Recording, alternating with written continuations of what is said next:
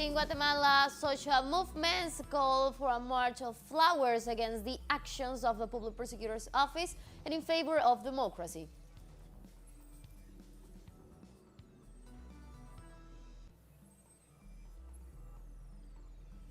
In Spain, polls began to close in the Sunday early general elections with a lower turnout than in previous elections.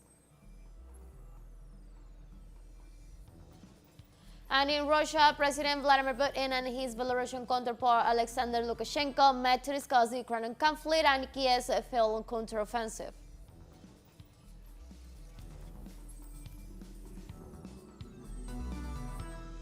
Hello, welcome to From the South. I'm Ana Marrero from the teleSUR headquarters in Caracas, Venezuela. We'll begin with the news, stay with us.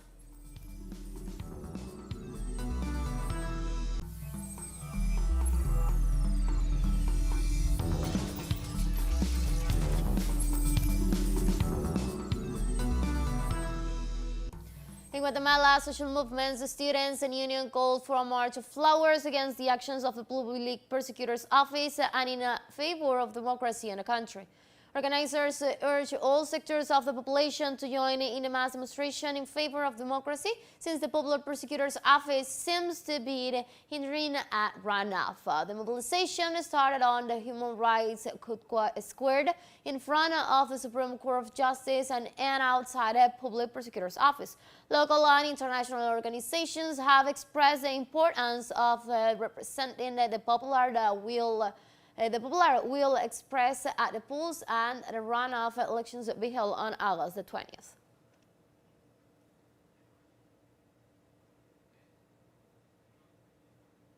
In Chile, the National Coordinator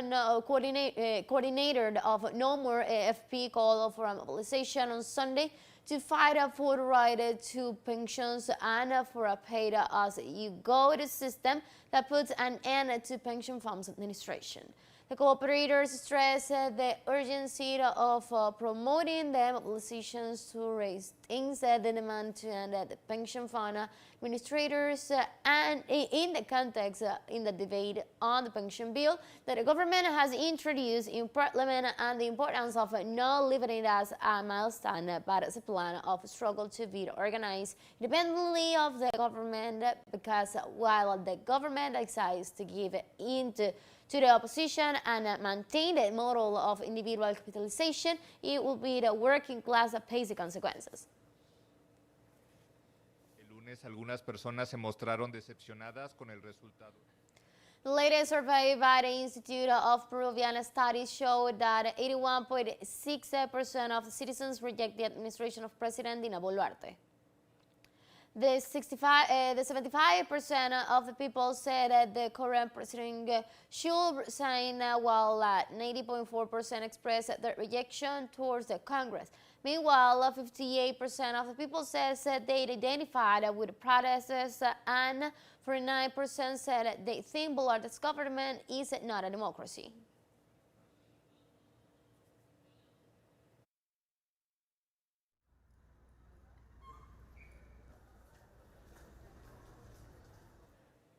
In El Salvador, prosecutors and police authorities announced that they raided houses in different parts of the country in search of evidence against 100 Colombians who were arrested on suspicions of being part of the money laundering network. The raids were carried out in luxury residences in the department of La Libertad, as well as the city of Nayapa and other localities in the department of San Salvador.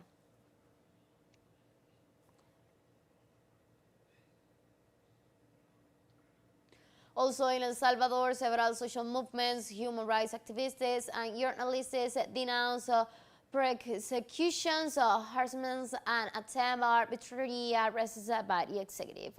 Representative of the movements of victims of the regime of the Central American University Institute for Human Rights, among others, shared that they have been victims of harassment for the denunciations they have made against the regime of exception that has been in effect for a year.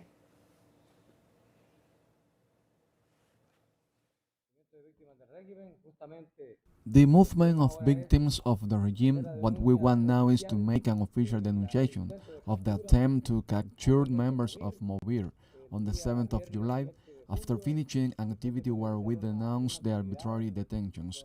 We denounced those deaths that are being reported daily on social media and not by the government media.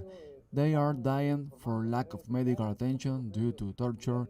Children are dying, so that was the objective of the march, and we feel a persecution never seen by Mobile. Mexican and Cuban citizens mobilized to the U.S. Embassy in the Mexican capital as part of the activities marking the 70th anniversary of the assault of Moncada and Carlos Manuel de Cepede's barrack in Cuba. The Mexican movements of solidarity with Cuba and the Association of Cuban Residents St. Martin organized mobilizations that led from the monument to Benito Juarez in the central Alameda to arrive at the U.S. diplomatic headquarters. Upon the arrival, they emphasized the significance of the assault on the barracks and armed struggle.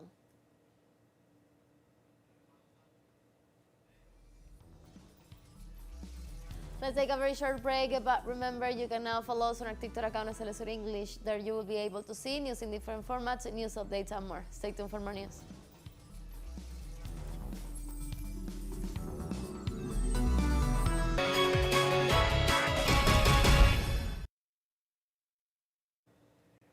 Welcome back to From the South. In Spain, polls began to close in this Sunday early general elections with a lower turnout than in previous elections. According to the Secretary of Communications, Francis Valles, and the Undersecretary of Interior, Isabel Yocuchela, the electoral process developed normally and all the polling stations in the territory were set without problems. After the closing of the polling station, the counting of total votes began, including those cast by mail. Authorities expect the first results to be released at 9 p.m. local time. According to the 6 p.m. local time bulletin, turnout figures showed a reduction of 3.73% compared to the previous elections.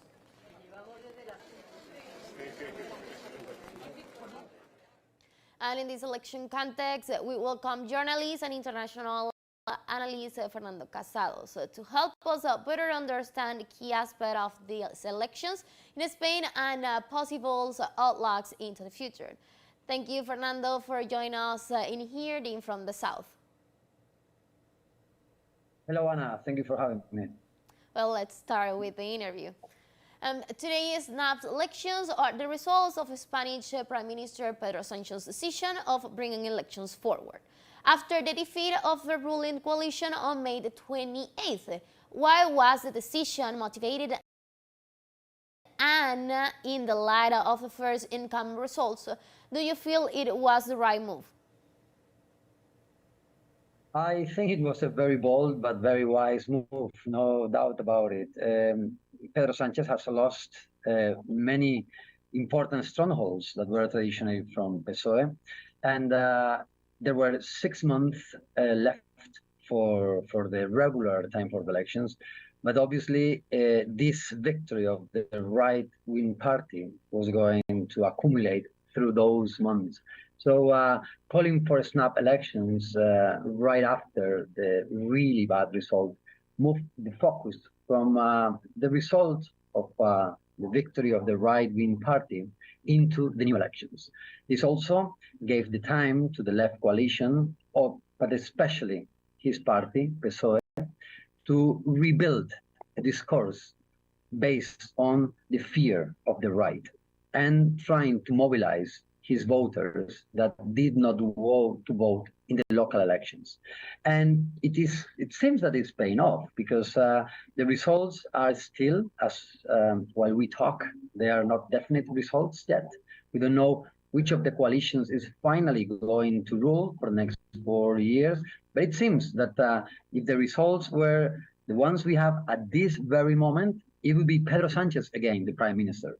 So in that sense, that was a very wise move, because it was not enough for the right wing to gather enough votes to have a coalition, the right and the far right party, to have absolute majority.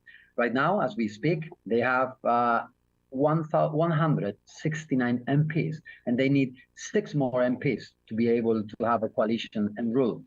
So in that sense, I think that Pedro Sanchez did something very bold, but it's paying off because he might be prime minister again. And Spain appears to be heavily divided by ideological differences, with far-right sectors becoming more and more present in the political scene. How do you think this phenomenon factored in today's, both in terms of the participation levels and results of the elections? Yeah, no doubt that the Spanish society is more and more polarized. This has been a very polarized elections. We have seen, like, in this post-truth society, we have seen lies, absolute lies. Feijóo, the leader of the right-wing party, not going to the debates and trying to only use the media that acts according to the right-wing discourse to give misleading ideas to the public opinion in a very, even dirty, we could say, dirty elections. And but even though we see that somehow the two-party system in Spain has been reinforced, the right-wing party has lost many MPs, and also the left-wing party, the left side of PSOE, is also losing MPs. So the two main parties, the parties that before the crisis of the so-called 15th of May, that were fragmented in many different parties, we are going back to this two-party system. Why? Because in a way, the PP, the regular classic right-wing party, has in a way got many of the votes from the far-right party because their discourse became farther to the right.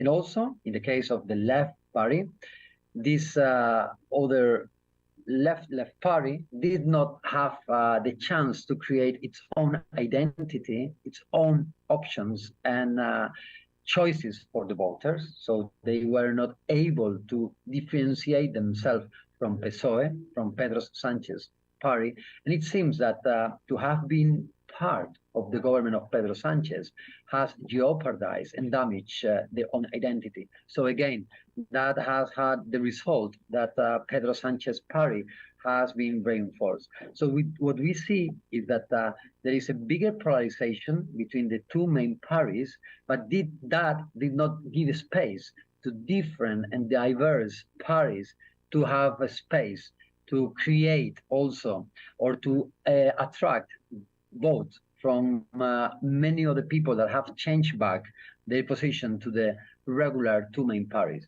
Besides that, what we see in Spain is that there are many minority parties in the different regions. Basque Country and Catalonia have also a lot to say, because if the left coalition wins, they will need, no way, the support from PNV, the National Basque Party, Bildu, the left National Basque Party, Esquerra Republicana Catalana, the left Republican Catalonian Party. So they might be able to rule again, to repeat as Prime Minister Pedro Sánchez, but they will need, no doubt, the support of these nationalist parties in Spain. Whereas on the other side, the right parties are completely alone. Only two very, very small parties will support and that coalition of the far right party and the right party. No, so that's how it's divided right now.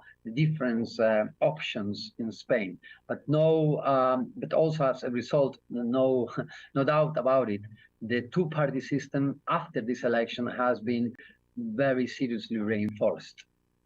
Thank you very, very much for your explanation, for me, for the audience. So Fernando is being truly helpful as we hear you in this interview. So we'll stay listening and focus on the results. Thank you very much, Anna. So let's take our final break. Don't go away.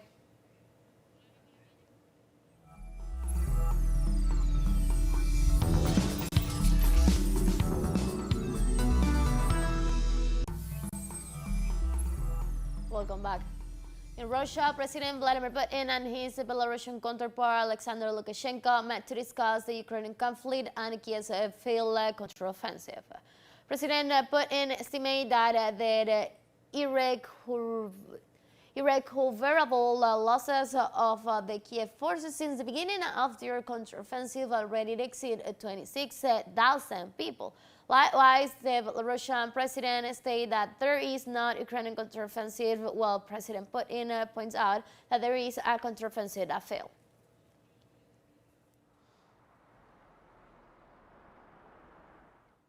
Russia's defense ministry were report issues on Sunday. It confirms that Russian troops have repelled Ukrainian attacks on several fronts. In Lysychansk, Sullivan and Yalmud, the young groups suppressed an attempt assault by Ukrainian troops. With aviation support, they neutralized enemy formations. Also, in some other areas, air support fire missiles at Ukrainian troops early detected by the reconnaissance units.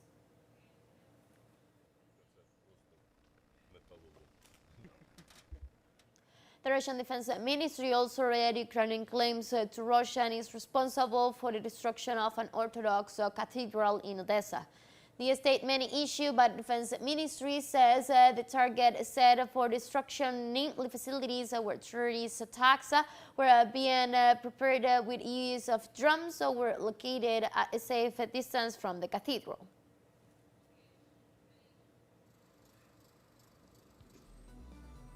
We have come to the end of this news brief, but you can find these and many other stories on our website at telesurenglish.net.